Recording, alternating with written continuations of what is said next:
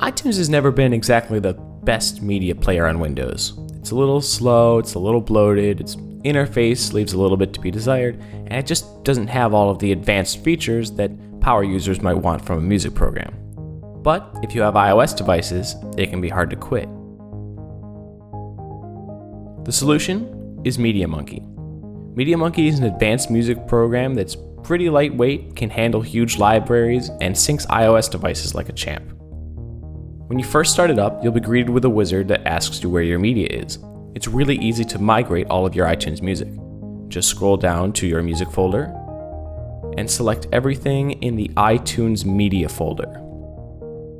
Select the folders you want. In my case, that's movies, music, and podcasts.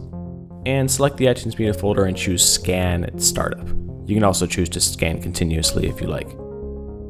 When it's done importing, you should see your entire library in MediaMonkey, complete with play counts and ratings if you have them. But you also notice that your playlists are missing, so we'll need to import those separately. To do this, you'll need a script called iPlaylist Importer. You can grab it at the link below in the description, but once you do, just double-click on it to install it into MediaMonkey. Once it's installed, head to Tools, Scripts, iPlaylist Importer, and then select your iTunes Music Library.xml file. It's going to be in your iTunes folder. Once you do that, it'll start importing all of your playlists from iTunes. It may overwrite a few, like recently added. And when it's done, you'll get a prompt, and you can head to the sidebar and see all of your playlists under the iPlaylists category. If you want, you can select these and drag them out of the iPlaylists folder, but I'm just going to leave them there for now. Now, the last step is to just plug in your device and sync it, whether it's an iPhone, iPod Touch, or iPad.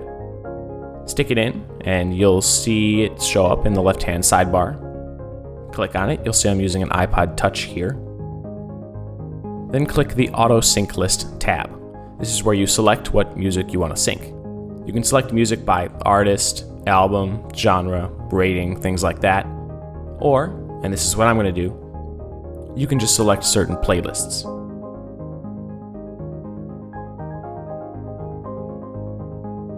Once you're done selecting the music you want to sync, click the Options tab and head down to Auto Sync. You want to check this box that says Delete files and playlists not included in the Auto Sync list. That means that if you don't select music, it'll delete it from your device, just like iTunes does. Click Apply at the bottom of the window, then click the Auto Sync button at the top of the window, and it'll start syncing your files. It'll prompt you if there are any files it's going to delete. That's fine. And let it do its syncing job. It may take a little while in the first sync, depending on what you're syncing, but everything should show up on your device just as if you synced it from iTunes.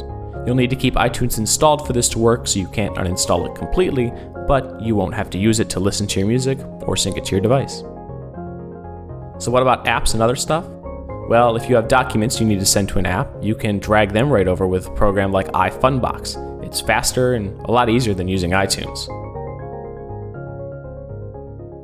And lastly, if you want to back up your device's settings, you don't have to do it to your computer with iTunes. Just head into iTunes and choose to automatically back up with iCloud. You'll have those backups wherever you go, and you won't ever need to open iTunes again.